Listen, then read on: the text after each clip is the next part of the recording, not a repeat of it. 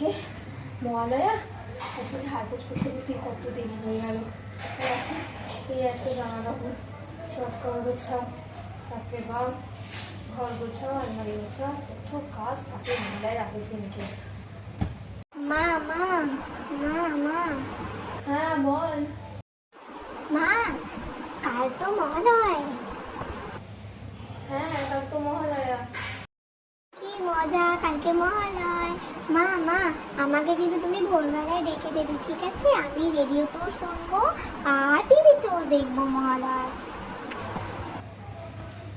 তোকে তো প্রত্যেক বছরই ডাকি, তুই কি উঠিস? উঠিস তো না।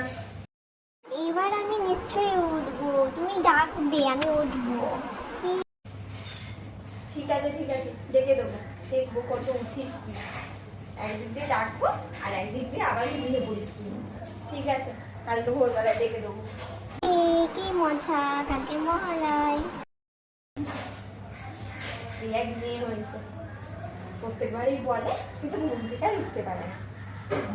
মনা উঠে পড়, ভোর হয়ে গেছে। তুই রেডিওতে মহালয় শুনবি বললি যে?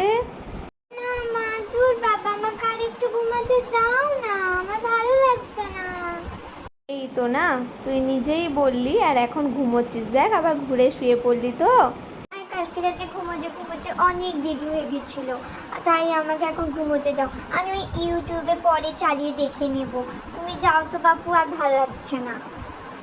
ওই দেখো মেয়ের কথা, জানতাম এটাই হবে, প্রত্যেক বছর এটাই করিস, তুই ভোরে উঠতেই পারিস না।